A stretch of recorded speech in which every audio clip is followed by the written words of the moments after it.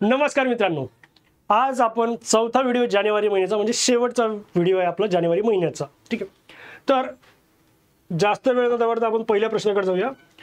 पहिला प्रश्न आहे की what is the name of web based portal launch by SEBI. सेबीने जे वेब बेस्ड पोर्टल लॉन्च केलेलं आहे कशासाठी?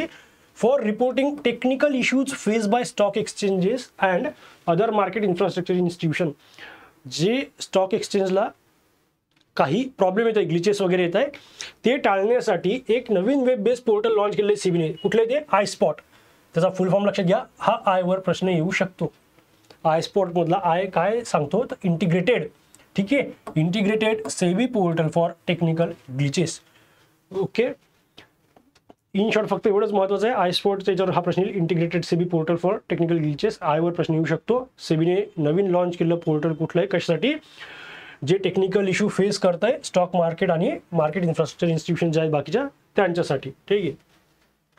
What is the name of newly approve entity by RBI. आरबीआयने जी नवीन एंटिटी अप्रूव्ह केलेली आहे कशासाठी? तर operational efficiency of urban cooperative banks. ठीक आहे, ज्या अर्बन कोऑपरेटिव्ह बँक आहेत त्याच्यासाठी त्यांचं काम सोपं व्हावं, फास्ट व्हावं, याच्यासाठी आरबीआयने नवीन एक एंटिटी अप्रूव्ह केली आहे. तिचं नाव आहे NUCFDC. काय नाव आहे? NUCFDC. NUCFDCचं फुल फॉर्म काय? National urban cooperative finance and development corporation. ही नवीन एंटिटी आता आरबीआयने लॉन्च केलेली. काय करणार ही? तर this umbrella organisation is design to provide comprehensive support.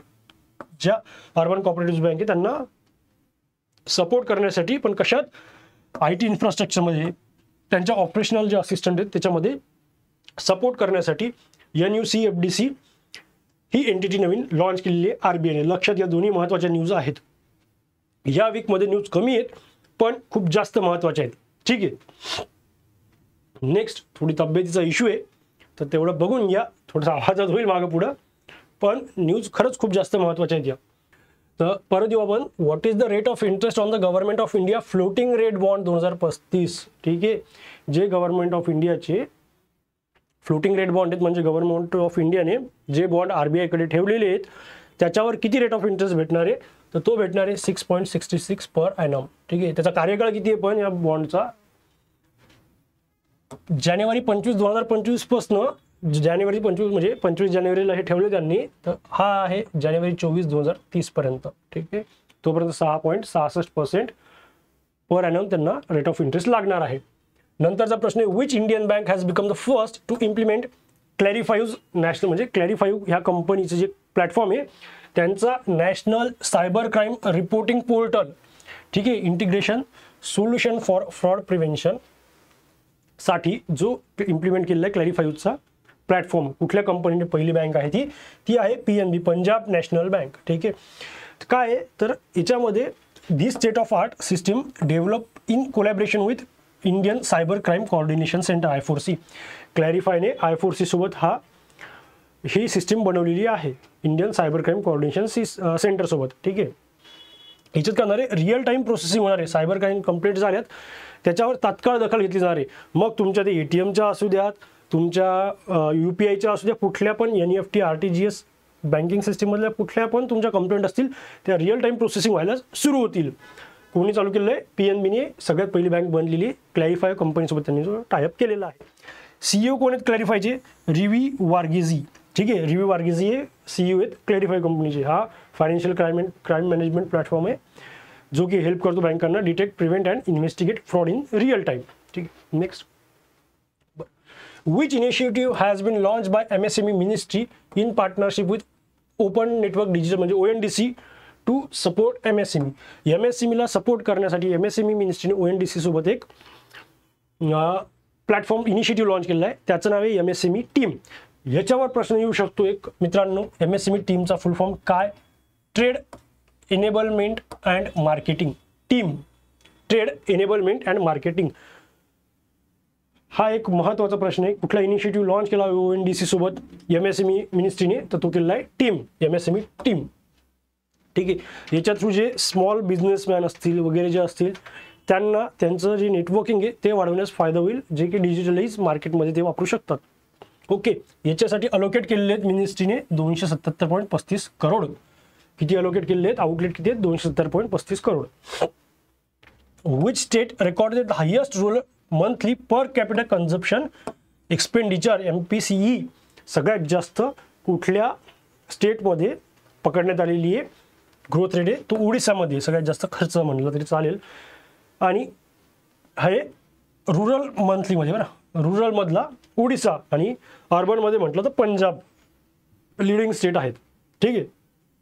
सर्वे कोण कंडक्ट करतो, हा करतो ministry of statistic and programme implementation. Sorry, यांच्या सर्वेनुसार highest rural monthly per capital consumption expenditure किती आहे, ओडिसाचं आहे. ठीक आहे. Next, from which date will NPCI national pension corporation of India restricted UPI payments app. NPCIने रिस्ट्रिक्ट केलेले UPI पेमेंट ॲप कशासाठी पण, form using special characters. Special characters म्हणजे कुठले आपले, हॅशटॅग, @, ठीक आहे, प्लस मायनस, हे जे हे स्पेशल कॅरेक्टर मानले जातात. तर हे आता UPI पेमेंट करताना तुम्हाला टाळायचे आहेत. म्हणजे ज्या ॲप आहेत त्यांनाच त्यांनी सांगितलेले आहे. तर 1 फेब्रुवारी 2025 पासून, ठीक आहे, स्पेशल कॅरेक्टर हे यूज करता येणार नाहीत. What is total outlay of national critical minerals mission approve by union cabinet. ठीक आहे. किती प्रकारचे क्रिटिकल मिनरल असतात असाही प्रश्न विचारतो. तर 24 आहेत भारतातले. ठीक आहे. नॅशनल क्रिटिकल मिनरल मिशनसाठी किती अप्रूव्ह केले युनियन कॅबिनेटने, तर किती केले, 34,300 करोड. 34,300 करोड रुपये नॅशनल क्रिटिकल मिनरल्स मिशनसाठी हे गव्हर्नमेंट ऑफ इंडियाने अप्रूव्ह केलेले आहेत. याच्यातले 16,300 तर गव्हर्नमेंट ऑफ इंडियाने पाठवलेत आणि जे 18,000 आहेत उरलेले 18,000 हे कोण देणार आहेत माहिती का, 34,300 करोडचं आहे ना सगळं, 16,300 करोड तो गव्हर्नमेंट ऑफ इंडिया स्वतः देणार आहेत. 18,000 हे पब्लिक सेक्टर अंडरटेकिंग आहेत ज्या गव्हर्नमेंटच्या इन्स्टिट्यूट, त्या 18,000 करोड या कलेक्ट करतील आणि पैसे तेवढे त्यासाठी खर्च करतील या मिशनसाठी. ठीक आहे. क्रिटिकल मिनरल्स कुठले असतात, such as copper, lithium, nickel, cobalt, नंतर बाकीचे आणखी काही रॉ मटेरियल्स वगैरे, असे 24 प्रकारचे क्रिटिकल मिनरल्स आहेत. ठीक आहे, आयडेंटिफाय झालेले आहेत. बरं, हां, आणि ह्या 7 वर्षांसाठी असणार आहे. 7 वर्षांसाठी ही स्कीम असणार आहे. Next, okay, how much worth of government securities will RBI purchase through open market operation. Open market operation असतं काय, ठीक आहे. ओपन मार्केट ऑपरेशनचा फायदा काय हे याच्यात पहिला आपण जाणून घेऊ. ओपन मार्केट ऑपरेशन काय असतं, ही सेंट्रल बँक म्हणजे ही कोणी आपली RBI. ठीक आहे, ही RBI झाली. जेव्हा इन्फ्लेशन वाढलं, महागाई वाढली, त्यावेळेस RBI काय करतं, सेल करतं स्वतःजवळची जी गव्हर्नमेंट सिक्युरिटीज त्या सेल करतं. कुणाला सेल करतं, बँकांना. बँक काय करते, जे काही त्यांच्याजवळचे पैसे, जे मार्केटमध्ये जास्त पैसे वाढलेत ते RBIला देते. बरोबर आहे. म्हणजे गव्हर्नमेंट सिक्युरिटीज परचेस करते बँक आणि पैसे RBIला देते. त्यानं काय होतं, मार्केटमध्ये पैसे जास्त जात नाहीत, महागाई वाढत नाही, तर महागाई थांबून जाते. ठीक आहे.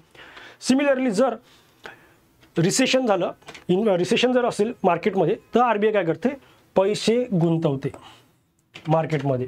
ठीक आहे. मग काय करते, ती बायज करते. जेव्हा गव्हर्नमेंट सिक्युरिटीज ज्या विकलेल्या आहेत त्या जर परचेस केल्या बँक्सपासून, तर RBI पैसे देते कोणाला, बँकिंगला. बँकिंग सिस्टमला पैसे आले, बँक काय करतात, तेच पैसे लोकांमध्ये लोनच्या स्वरूपात जास्त वाटायला सुरू करतात. सध्याची कंडिशन हीच आहे. RBIला सध्या जो रुपयाचा भाव आहे डॉलरच्या तुलनेतला, तो कंट्रोल करायचा आहे. त्याच्यामुळेच RBIने 1.5 लाख, ठीक आहे, 1.5 लाख करोडचं इंजेक्ट करणार आहे मार्केटमध्ये. तर ते काही काही फेज मॅनरमध्ये करणार आहेत. तर पहिले त्यांनी आता ही एक फेज काढलेला आहे की ज्याच्यात 7,000 करोड करणार आहेत. 60,000 करोड, सॉरी, 3 फेजमध्ये करणार आहे ते 60,000 करोड गव्हर्नमेंट सिक्युरिटीज परचेस करणार आहे RBI. ठीक आहे, ओपन मार्केट ऑपरेशन थ्रू. समजलं ही गोष्ट, बाकी तर काहीच नाही. तुम्हाला आता वाटतं काही समजून सांगायचं खाली काही तुम्हाला कळलं. 2 गोष्टी लक्षात आल्या. ओपन मार्केट ऑपरेशन काय असतं, जेव्हा इन्फ्लेशन आलं, इंटरव्ह्यूमध्ये प्रश्न विचारतात, इन्फ्लेशन आलं तर RBI काय करतं, गव्हर्नमेंट सिक्युरिटीज सेल करतं. ठीक आहे, आणि रिसेशन असेल तर बाय करतं. बरोबर आहे. Next question, who was name the ICC men's ODI cricketer of the year. ठीक आहे, ICC men's ODI cricketer of the year कोण आहे, ODI क्रिकेटर आहे बरं. ठीक आहे, ICC men's ODI cricketer of the year आहे अजमतुल्ला उमरजाई, जो की अफगाणिस्तानचा आहे. ठीक आहे, ICC ODI cricketer of the year. ICC men's test cricketer of the year कोण आहे? जसप्रीत बुमराह, जो की इंडियाचाच आहे. ICC women's ODI cricketer of the year कोण आहे? इंडियाचीच स्मृती मंदना आहे.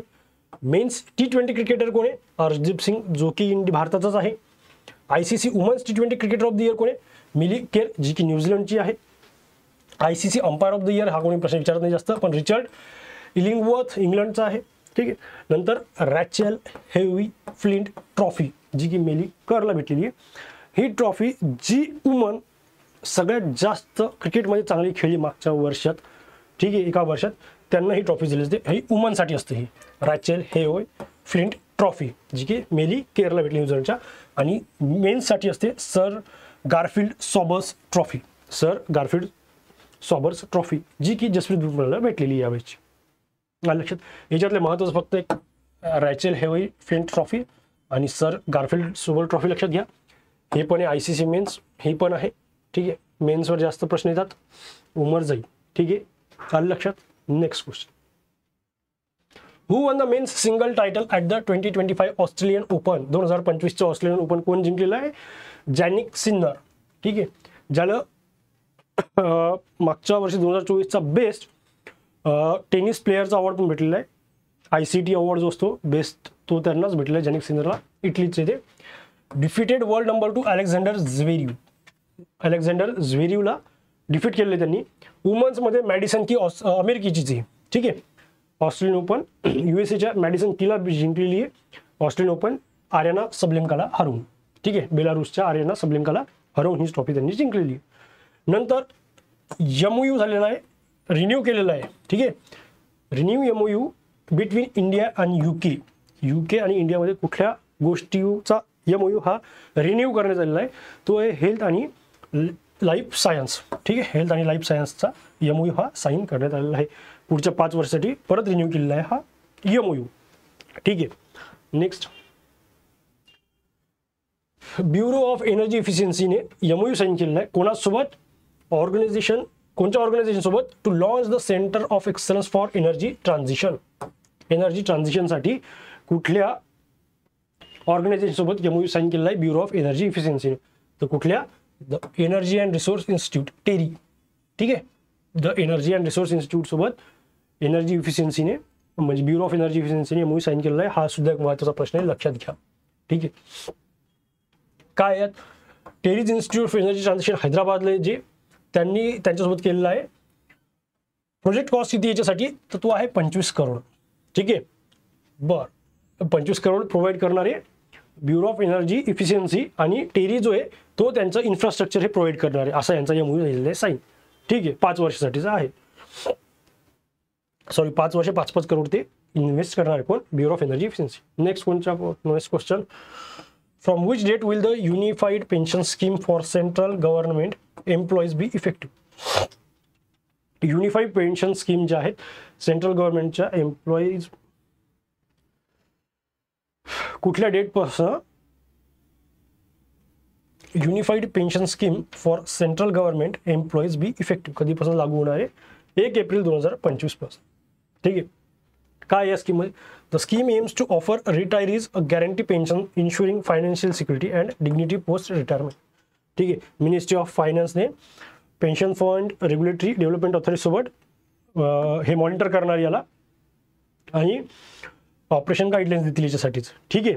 Centre government has increase its contribution from 40% NBFC to 18.5%, 18.5% आता गव्हर्नमेंट ऑफ इंडिया त्याच्यात इन्व्हेस्ट करणार आहे, कॉन्ट्रीब्यूट करणार आहे. ठीक आहे. नंतर एक्सपेंडिचर किती आहे? Financial implication include total expenditure किती आहे? 800 करोड. ठीक आहे. आणि वर्षाला 6250 करोड खर्च येईल या स्कीमच्या अंतर, असं सांगितलेलं आहे. 1 एप्रिल 2025 तारीख लक्षात ठेवा फक्त याची. ठीक आहे. Next, which Indian institute secure the 96th position in Times higher education world university ranking by subject? लक्षात घ्या काय? 96 पोझिशन. ठीक आहे. कोणत्या इंडियन इन्स्टिट्यूटने 96 पोझिशन, कुठली इन्स्टिट्यूट? इंडियन इन्स्टिट्यूट 96 पोझिशन आहे Times higher education world university ranking by सब्जेक्टनुसार 2025च्या रिपोर्टनुसार. कुठल्या सब्जेक्टमध्ये? कम्प्युटर सायन्समध्ये. तर ती IISc बेंगलुरू, सॉरी बॉम्बे नाही, Indian institute of science Bengaluru. ठीक आहे. टॉप वर्ल्ड युनिव्हर्सिटी रँकिंगमध्ये टॉपला कुठली आहे? युनिव्हर्सिटी ऑफ ऑक्सफर्ड आहे, नंतर MIT आहे अमेरिकेची, नंतर हार्वर्ड युनिव्हर्सिटी आहे USAचीच. ठीक आहे. हा एक महत्त्वाचा प्रश्न आलेला आहे, खूप जास्त महत्त्वाचा आहे. Which of cities have receive international accreditations as wetland cities? Wetland cities म्हणून कुठल्या 2 सिटीजला ॲक्रेडिएशन भेटलेले भारतातल्या सध्यास रामसर कन्व्हेन्शन अंडर? ती एक उदयपूर आणि एक आहे इंदोर. ठीक आहे, उदयपूर इंदोर ह्या 2. हा एक खूप जास्त महत्त्वाचा प्रश्न असणार आहे. ठीक आहे, याच्यावर एक लक्षात घ्या, उदयपूर आणि इंदोर या 2 सिटीज वेटलँड सिटीज अंडर आलेल्या आहेत. ठीक आहे. राजस्थान उदयपूर आणि मध्य प्रदेशचे Indore have become India's first 2 cities to receive international accreditation. बरं, ॲक्रेडिटेड 31 न्यू सिटीज, 31 नवीन सिटीजला ॲक्रेडिट दिलेले यावेळेस, तर 2 भारताच्या आहेत. टोटल लिस्टमध्ये किती झाल्यात? आता 74 झाल्यात. हा एक मुद्दा लक्षात घ्या. वेटलँड सिटीज टोटल झाले 74. यावर्षी किती ॲड केलेले आहेत? जवळपास 31. त्यातल्या 2 भारताच्या आहेत. कुठल्या? उदयपूर आणि इंदोर. उदयपूर येतं राजस्थानमध्ये आणि इंदोर येतं MP मध्ये. ठीक आहे, हसलं याच्यासाठी अजिंक्य सर बसले, त्यांना आधीच उत्तर देऊन दिलं होतं. ठीक आहे. Next, which Indian entrepreneur known as Gujjuben was rank 3rd on Forbes 50/50? 50 वर्षाच्या वयाचे टॉप 15 लोक आहेत ग्लोबल लिस्टमधले श्रीमंत. त्याच्यात कोण आहेत जे चांगले आहेत? ते उर्मिला आशीर. ठीक आहे, ज्यांना गुज्जूबेन पण म्हटलं जातं, त्या आहेत.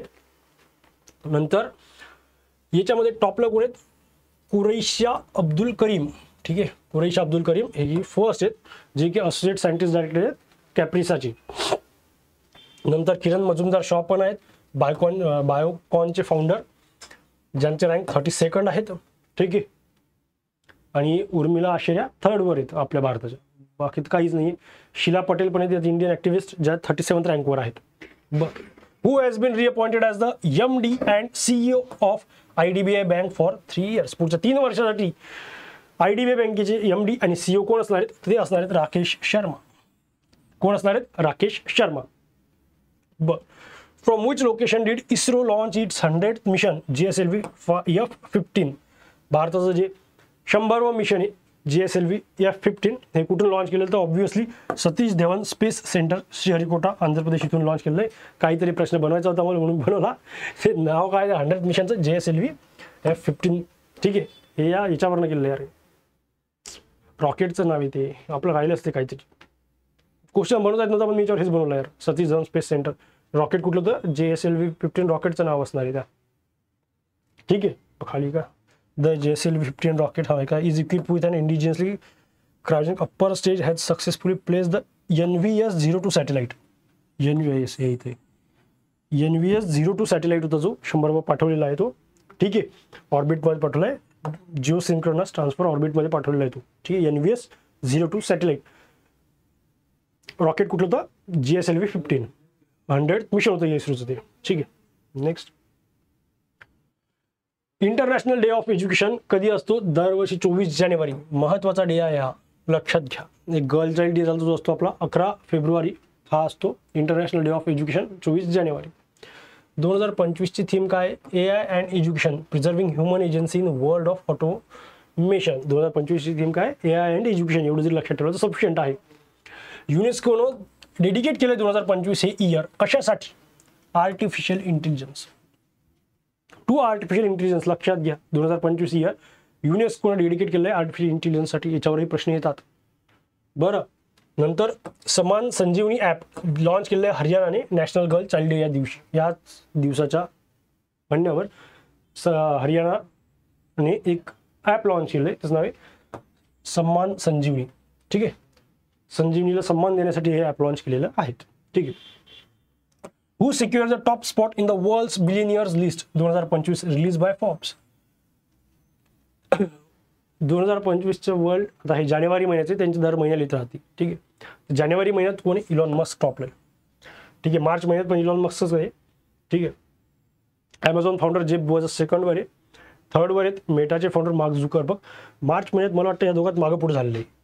2 नंबरवर मार्क झुकरबर्ग आलेत आणि 3 नंबरला जेफ बेझोस गेला. आता थोडाफार झालेला आहे, पण 1 नंबरवर आणखी पण इलॉन मस्कच आहेत. ठीक आहे, अमेरिकेचे अदानी असं म्हणलं तरी चालतं त्यांना. ठीक आहे.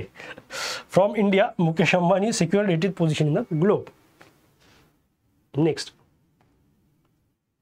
हू won the inaugural edition of women's hockey India league 2024-25. Women's hockey India league जी झाली हॉकीची वुमन्सची पहिल्यांदा झालेली ती भारतात, म्हणजे यावेळेस पहिल्यांदा झाली आहे. त्यात ओडिसाने जिंकलेलं आहे. ओडिसा वॉरियर्स ही टीम त्याच्यात जिंकलेली आहे. Which country was recently certified by the WHO for achieving malaria elimination. Malaria elimination malaria संपला आहे देशातनं असं म्हणजे एलिमिनेट केलेला आहे असं म्हणतंय. तर तो देश आहे जिऑर्जिया. भारताचं टार्गेट आहे 2030 पर्यंत मलेरिया फ्री होण्याचं. ठीक आहे. Georgia. India's goal is to malaria free by 2030. 2030 पर्यंत इंडिया मलेरिया फ्री होईल असं भारताची गव्हर्नमेंट म्हणते. What rank India secured in the 2025 military strength ranking by the global fire power index. Global fire power इंडेक्समध्ये 2025च्या रिपोर्टनुसार मिलिटरी स्ट्रेंथमध्ये भारताची रँक आहे 4थी. पहिल्या रँकवर येते USA, नंतर येतं रशिया, तिसऱ्या नंबरवर येतं चायना आणि आपण येतो 4थ्या नंबरवर. एक क्वेश्चन असा पण आहे, पॉवरमध्ये आपण 7व्या-9व्या नंबरवर बरं, मिलिटरीमध्ये बरं आपण आज लक्षात घ्या फक्त मिलिटरी स्ट्रेंथमध्ये मिलिटरी स्ट्रेंथ रँकिंगमध्ये आपण 4थ्या नंबरवर आहे. ठीक आहे. बरं next, which Indian was elected as the board member of Melbourne cricket club. Melbourne cricket क्लबचं जो बोर्ड मेंबर नवीन स्थापन झाले त्याच्यामध्ये जय शाह यांना सुद्धा ॲड केलेलं आहे यावेळेस. ठीक आहे. त्याचे चेअर कोण असणार आहे, MCCच्या क्लबचे कुमार संगकारा, श्रीलंकेचा प्लेयर होता, lefty wicket keeper, the best wicket keeper in the history of cricket. मी असं जरी म्हटलं तरी काहीच गैर नाही आहे. कुमार संगकारा ते त्याचे चेअरपर्सन आहेत, जे MCCचे अध्यक्ष पण होते मागे, ते आता चेअरपर्सन या बोर्ड मेंबरचे. ठीक आहे. याच्यात जय शाह आहे, सौरभ गांगुली पण आहे भारताचे. ठीक आहे. सौरभ गांगुली डबल झाला. ठीक आहे. सौरभ गांगुली डबल झाला. ठीक आहे. Graeme Smith South Africa, Andrew Strauss England, नंतर हेथर नाईट इंग्लंडची वुमनची कॅप्टन होती ही. ठीक आहे. नंतर जिओ स्टारचे CEO संजू गुप्ता हे पण याच्यात ॲड झालेले आहेत. Which state becomes the first north east state to sign MOU with Bhashini for multilanguage governance. कुठले? त्रिपुरा. मला लक्षात, first north east state to sign MOU with Bhashini for multilanguage governance. कुठले नॉर्थ ईस्ट? त्रिपुरा हे स्टेट आहे. अशा प्रकारे आपले या वीकचे प्रश्न संपलेत. खूप कमी प्रश्न होते या वीकमध्ये महत्त्वाचे, त्याच्यामुळं छोटा वीक होता, व्हिडिओ छोटाच आहे. बरं, काही अनाऊन्समेंट करायच्यात. SBI क्लर्कचा रिझल्ट लागल्यावर आपण आपलं एक सेशन चालू करणार आहे. ते सेशन लाईव्ह घ्यायचं की रेकॉर्डेड ठेवायचं याच्याबद्दल लवकरच डिस्कशन करेल मी स्टुडंटसोबत. काही राय घेईल, तुमच्या पण काही असतील तर मला सांगा. SBI प्रीचा रिझल्ट लागला. SBI क्लर्क प्रीचा रिझल्ट लागला की त्याच्यानंतर तुमचं हार्डली 7 दिवस असतात. ठीक आहे. 7 days. 7 दिवसात परत मी मागच्या 5 महिन्यातले क्वेश्चन्स काढेल. जसे बँकिंग अवेअरनेसचे काढले होते आपण SBI IBPS POच्या वेळेस, आठवत असेल तर IBPS POला आपण एक PDF घेतली होती. ठीक आहे. 16 पानांचीच PPT होती. त्याच्यावर हार्डली 60-70 क्वेश्चन असतील. लय झाले 60-70, त्याच्यातले 7 क्वेश्चन आले होते आपले. 100 क्वेश्चन असतील यार. 16 पान म्हटलं मी त्यावेळेस फक्त एक लाईनर घेतले. 100 क्वेश्चन असतील. तर 100 क्वेश्चनमधले आपले 7 क्वेश्चन आलेले होते जसेच्या तसे. बाकीचे मोजले नव्हते, पण जे वरचे मोजले त्यातले 7 होते. सो त्याच वेनं यावेळेस SBI क्लर्कसाठी 7 दिवसाआधी जेव्हा रिझल्ट लागला त्याच्यानंतर 7 दिवस उरतील आपल्याकडं, तर त्याच्या PPTवर वर्क चालू आहे सध्याच. तर तशीच आपण एक सिरीज चालू करणार आहे. सगळ्यात पहिले बँकिंग अँड फायनान्शियल अवेअरनेसचे क्वेश्चन्स आपण त्यात कव्हर करणार आहे. ठीक आहे. नंतर जे बाकीच्या नॅशनल न्यूज वगैरे राहतील या, ठीक आहे, ते सगळे एकत्रच करू. त्याच्यात जास्त भानगडीत पडणार नाही. पण जे बँकिंग अँड फायनान्शियल अवेअरनेसवर जे क्वेश्चन येतात कंपल्सरी, त्याच्यावरचं सेशन कंपल्सरी होईल आपलं. ठीक आहे. जे बँकिंग अँड न्यूज वगैरे कुठून करायच्या, काय करायच्या, त्याच्याबद्दल तुम्ही बिंदास्त राहा. ते मी तुमचं कव्हर करून देईल.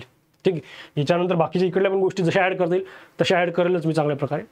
चालेल. मग आजचा व्हिडिओ कसा वाटला, तुमचे सजेशन्स, तुमचे फीडबॅक हे नक्की मला कळवत राहा. वाईट असू द्या, चांगले असू द्या, जे काही असतील ते मला प्रामाणिकपणे द्या. चालेल. थँक्यू. जय हिंद, जय महाराष्ट्र.